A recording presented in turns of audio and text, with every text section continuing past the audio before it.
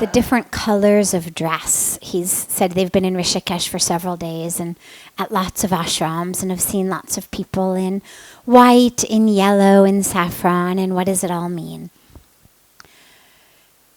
Traditionally, the different colors mean different things, of course, and I'll give it to you just basically and traditionally. There are some variations, of course, but typically, yellow is the color of students. In the Indian tradition, our life is really divided into 4 different what are called ashrams. So the first 25 years of your life is your brahmacharya ashram, your student years, the years in which we're dedicated to studying and learning. Traditionally, people in that ashram wore yellow. That's why our Rishi Kumars wear yellow.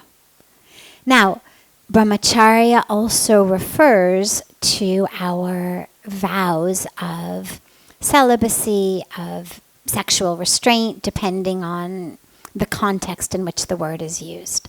So, but it's not just that. It's celibacy in service of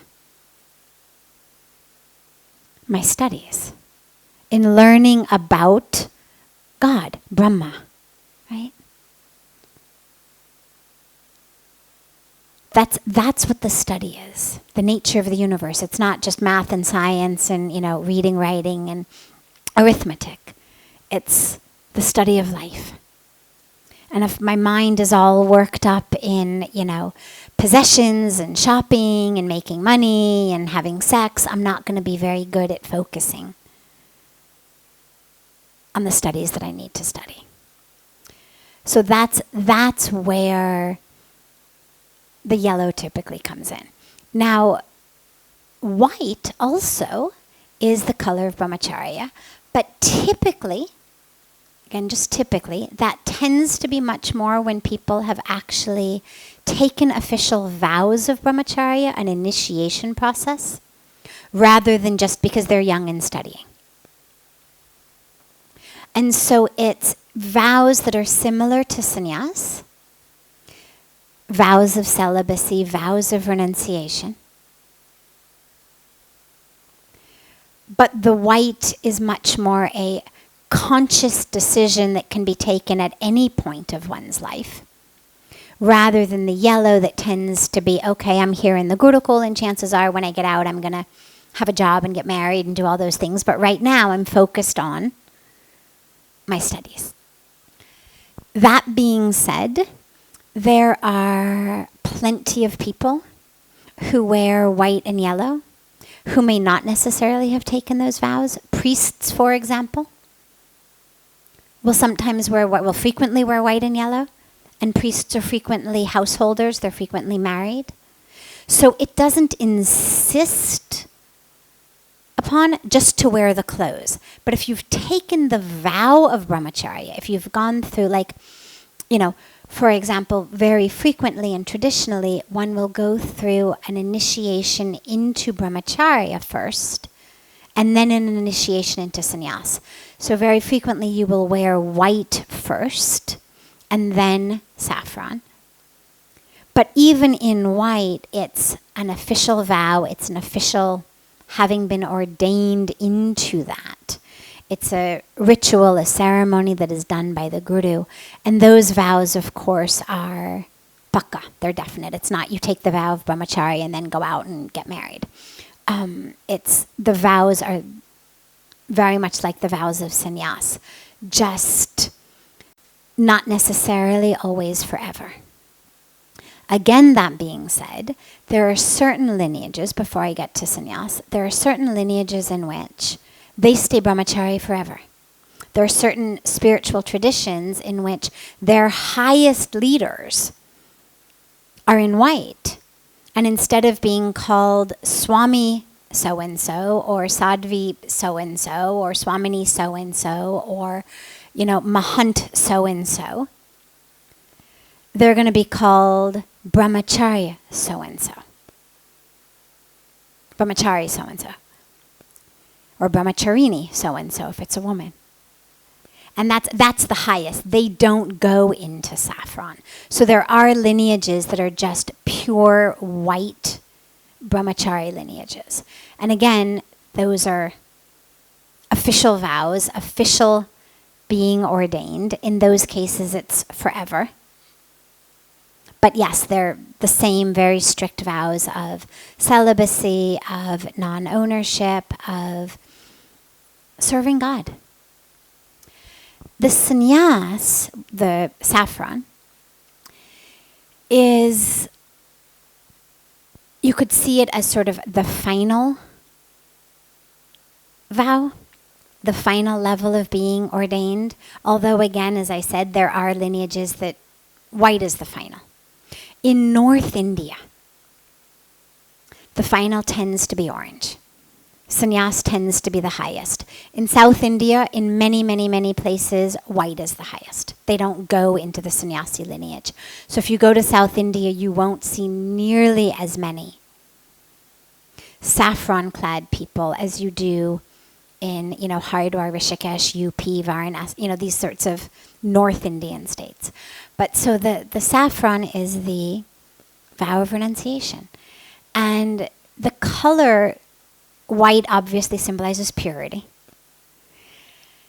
The saffron symbolizes the color of the sun. It's the color of the sun when it rises and when it sets on the horizon. And the teaching of that, as Puja Swamiji gives so beautifully, is the sun gives and gives and gives with no hesitation, no discrimination, no expectation, and no vacation. And that's how one who takes sannyas is expected to serve. Is when you're a householder, it's all about my children, my house, my spouse, my money, my bank account. There's this sense of sort of collection for the self. When you take the vows of sannyas, it's for all. So nothing just for you, but for all. Giving, giving, giving, giving like the sun. And the other meaning of the color is it's the color of fire. And fire is purity. And so it's a burning of all of that holds you back. A burning of the ego, a burning of the attachments, a burning of the former identity. That false identity. The attachment to the relationships. I'm, so-and-so's husband or wife, so-and-so's mother or father, so-and-so's brother or sister, so-and-so's boss, so-and-so's employee. I'm the CEO, I'm the this, I'm the that. It's a burning of all of those false identities in service of being reborn in the new identity, the real identity of just the self.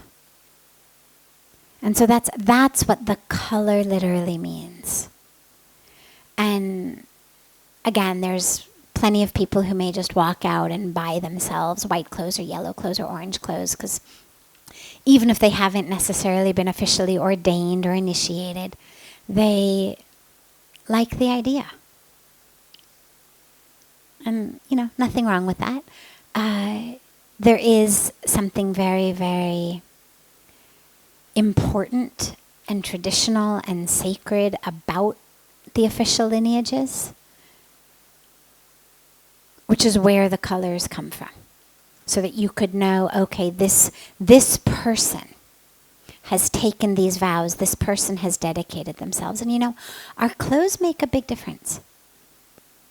It's not just outer identity. It's not just that people look at you and say, oh, you're this, or oh, you're that. It's also inner identity. Every time, you look down and see yourself in these clothes, should you find yourself,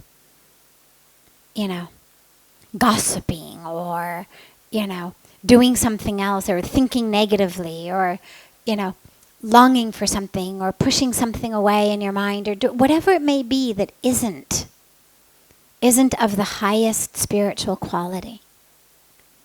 Having a quick look down even inadvertently, suddenly reminds you, oh, wait,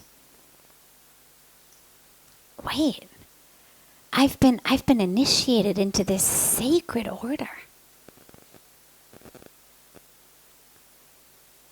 My guru, my guru's guru, my lineage of gurus, the power of whose sadhana has been transmitted to me. They've given me all of that by grace. But I have to also step up to the plate. And so it's a very, very beautiful aspect also. It's a very beautiful opportunity also to be able to look down or look to the side and readjust who you think you are and what you think your role in the world is.